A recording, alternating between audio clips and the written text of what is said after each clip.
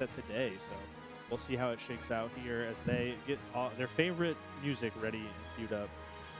Can I just say, the one person in the back is so indicative of like the vibe in the room. I'm so sorry. And he plays Steve. And he plays Steve. It's perfect. It's the Steve fan club here at Tristate Showdown, but we are getting our players ready to go. So let's look at the stats. Reggie alluded to it a little bit earlier. D-Dog taking a break for school, as you all should, and prioritize, of course. But then again, you got someone like Syrup waiting on the other side.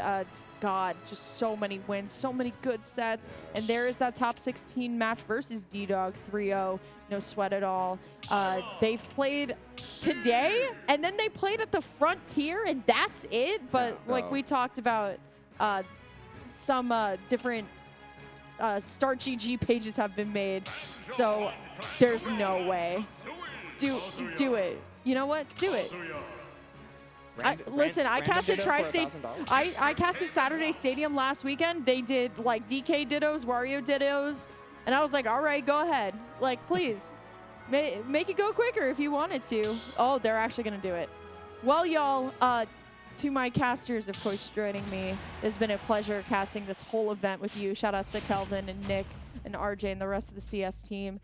We have one, potentially two sets to go. Starting out here on Random, Ubel. Give me your analysis on Random right now. I have not seen either of these two play either of these characters, not even at like, things like Chaos Fusion or anything of the like.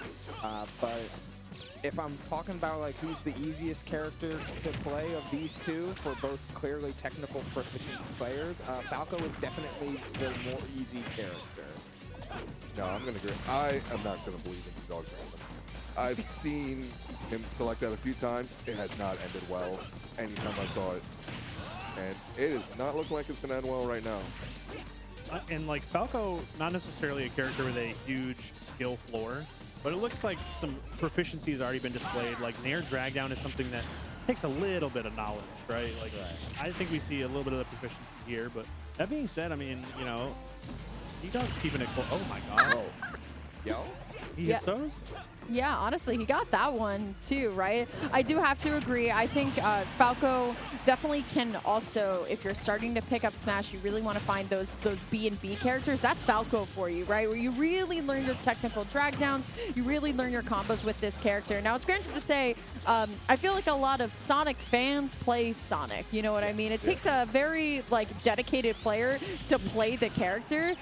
So I feel like Sonic can be a character that's a little bit harder to master. So I have to agree with the rest of the couch here that Falco is definitely the way to go. Syrup locked in, only 3% taken on the second stop. Syrup was Falco, I mean, is definitely a lot like Rano in that manner. But this was a surprise and entirely a debate where I'm talking about Rivals 2 now. Whoa, shocking. Ubel, oh my god. Rano, it does an amazing job at teaching the player how the physics in that game work. And Falco does a lot of similar things with his own unique physics by playing into the idea that you want to extend your combos and extend your advantage for as much as possible. Rano does that with hit falling. Falco does that with an insanely high jump and ability to chase down with satisfying finishes. Yeah, I am going to have to agree. And you definitely see a lot of Falcos played by newer players. And right there, just caught right there. Oh. Yes, died. We all held our breath there. Yeah, because I was about to make fun of you when you were like satisfying finisher, and it was neutral air. Yeah. But then the side special came out, and I was like, redeemed. Everything's fine. That was satisfying. I'll give it up. Very interesting sort of tempo to grand finals. Not at all what I expected, but I'm still having a good time. I think the players are having a good time too, which is pretty important. But there are some stakes to be had here. I wonder if we're going to see maybe a change of art as we go further into the bracket. What? There's still at least one. Oh my god, Kirby Showdown. I like when two characters from the same universe are here. So I'm interested, I gotta be real here. Syrup, when he came into the scene, the tag was Wi-Fi Warrior, right? That means the pockets are a little bit deep, dare I say the word RANDUBS for a lot of people. interested to see how this one's going to go because I think on paper, Meta Knight is, of course, like the big bully here. Lots of disjoints, a lot of ways to juggle. So I think D-Dog could potentially take this one. Definitely looking a lot cleaner on the Meta Knight than the Sonic from last game. Yeah, Sonic, I guess, is just a little bit more awkward, while Meta Knight, everybody's got like a pocket Kirby, so the multiple jumps are a little bit more seamless, and you got a disjoint. Use it. Certain game plans are a little bit less strict. Hello? Yeah, oh, yeah, gonna take stock right there. Not home right now, actually. But, oh, dash attack almost well to end the stock right there. And it looks like D-Dog getting 2 framed, right?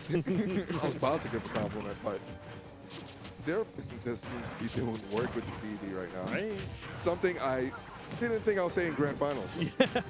I wasn't ready for this, but I'm kind of here for it.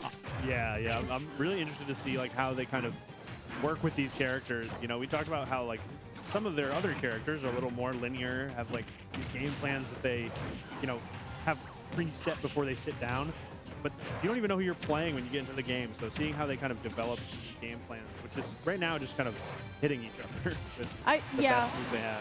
I feel like, right, this is your very, like, traditional Saturday night at a party. Like, yo, my, like, Dr. Mario's so sick, and it's like, no way, my Dr. Mario is actually sicker. We actually know this for a fact that D-Dog's Dr. Mario is certified sick, but it will be Syrup who's pulling away, gets the inhale, tries to land with the nair, but I mean, this is definitely possible for D-Dog to bring back, but DDD with Rage on a, you know, very light character like Meta Knight, this one could hurt very soon. DDD notoriously is one of the hardest characters, if not the hardest, to close out stocks with on the ceiling, thanks to his weight and floatiness. So D-Dog gonna have to find a new method to do so, have to rely on forward air and back air instead. Neutral air that time to close out Syrup, getting a little bit too cheeky. It's just, we're swinging. We're swinging all right. Yeah, no, we're swinging. This is like the 4th time I've seen DD dash attack. And that is the most I've seen. And like this. I'm just imagining like someone telling their friend like, yeah, it's actually DDD Meta Knight Grand Finals. And they're like, Bonk did what? He did what? And it's like, oh, well, no, actually. Bonk and Key, we did get Philly Grand Finals, but it will be not exactly just yet. Syrup only needs one more of those decisive back airs, but oh my goodness, I mean, D-Dog going all the way out there. There's the F-tilt, lining up for the Gordo. Great hit back, though, by D-Dog. We can get something started. The up-tilt not going to be able to do it, but you know Syrup trying to line up for one of those explosive options right now, but D-Dog actually taking, like, stage control extremely well. That's due to Meta Knight's just, like, capability and agility. Yeah, we're seeing just Syrup fiend for a final stock, but DDD has no throws that can close out stocks like that. Looking for forward tilt, shouldn't do it, doesn't, just barely, but we're getting real close to that blast zone. And another one, it's real stale, but it doesn't matter. Yeah, no, that's going to close it out. And if we do 2 games in a row of it, we might as well do all 3. Yeah. Just let it ride at this point. This has just got to be up there for one of the more high-stakes random money matches. 1K random money matches, though. How much is First walking out with? I know the prize pool is $1,000. I'm not sure what share of First, Second, and Beyond get that. A lot of money. Yeah, a good amount of money. All right. Oh, Hero. I am so ready for Syrup Wi-Fi Warriors Hero. $1,000 thwack. $1,000 thwack is going to go crazy. He wasn't a real one, though. He didn't menu on Oh my God! $1,000 snooze. That was wild. Yo, Collision social media person is going as fast as possible right now to clip that. Let's go, Alex. Oh, okay. Do it again. Yeah, once I see the menu, I'm worried. That was such a wild. It was like a 2-hit combo, too. It was just like nair to snooze. Go. No! You can't shield that! Top players, Top players, by the way. They don't know. Yeah. Oh my God, he's Top nasty. players. He's so good. Don't do it again, Syrup. Go, No, okay. you gotta end it That's with a free thwack 80%. bow. Hold on. Oh my God, I'm losing all professionalism as we speak. I'm not gonna lie. I just see Hatchet Man and I scream. What can I say? Okay. We have not seen he Fox does. do actually anything. I'm sorry. I but- just saw a hero ladder with Yeah. with swoosh. Like, Yeah. excuse you. And swoosh. On to Kasoosh. I love the Dragon Quest names. Ooh. Okay, wait a minute. We just saw Fox do a lot. I take it back. Foxy's Nair, it's a pretty good move. Not again! You can't shield it! No! The $1,000 kamikaze it is, and it will be Syrup destroying D-Dog 3-0 in random grand finals. And we certainly did not plan that. And it was close, I will say, down At to the one last point. stock, technically. But a show nonetheless, regardless of how it ended. It was one for the books. Great to watch. I had a blast, That's gonna- personally. And so did D-Dog. Yeah. Very nice. You're both of funny. you. You're funny. You're funnier. I am going to die at the upload time of this VOD. At on the least Collision. 3 minutes. It is Yeah. going to be 2 minutes. tops. Oh my. Oh, Yeah. we actually kind of did, though. I'm not going to lie. We talked a little bit. Honestly, this was probably the best commentary in terms Yes. of like matchup here and like characters. Big congratulations to Syrup. So it will be New Jersey holding strong in our top 8 with 5 New Jersey, 5 New York, 2 New Jersey, and 1 Philadelphia player. Will be New Jersey coming out on top, which was my prediction for today.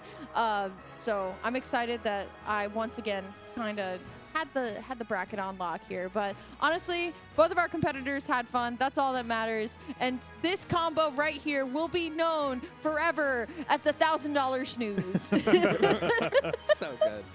That was actually so sick. It's so funny. This whole thing was just jokes. Oh, it was great. And to put a more direct spin on it, because these two clearly friends, right? I clearly played through that random match incredibly effectively. I do see the overall winner here of Tri-State Showdown to be New York because of just True. how I agree. high the conversion rate was. Good job, Reggie! Into top 32 and into top 8, but Syrup is a beast in and of himself, and if you're looking to take down Syrup in randoms or in his Steve or his Ness, you're gonna need a player of equal caliber, which right now is a short list. Zamba. I dare say, I think it was New York. To make it out of pools was New York, then Philly, then Jersey. Yes. So shout outs to Philly for not being last. Like, that's actually really exciting. So honestly, it has been an absolute pleasure today with everybody. I know everybody over here is tired. I know everybody is tired. We put in a ton of work, and the biggest, of course, shout outs to Collision and all the PR panels that also came together to really kind of organize this event. I know this event has been in the talks for a very, very long time, and I do not think it disappointed at all. We had amazing matches today, but I'm going to start from all the way down on the other side of the couch, all the way in the lovely land of New England. AG, where can they find you? Oh, you can find me over on Twitter at Actually Gaming. That is gaming spelled the right way. Gaming. But that's just me. What if they wanted to, I don't know, find someone more exciting, someone, of your caliber? Oh, my caliber? Yeah. I didn't know it was more exciting. You're definitely exciting. Oh. But if they wanted to find me, they can find me on Twitter at player_4. That L's and I, so PIR_4. And where can they find you? You can find me on Twitter at UBL267. I also do want to wear my heart on my sleeve a little bit. Tri-State Showdown back in 2019 was my first regional ever to be on commentary for. Of course, it happened in very Uber fashion where we lost internet, and so all my stream sets commentating were recorded, not streamed, which is welcome to my life. But it is incredible to go from 2019 having my one and only Bach there with Reggie at Tri-State Showdown, and for that series to be revitalized in such a new way, to be part of creating a roster of people I looked up to as ideals, and now I can call them my friends. It's really fun to be a part of the scene and to see time progress in the way it has. So thank you everybody for watching. Thank you to Collision for setting up a new edition of Tri-State Showdown. I hope there can be another one.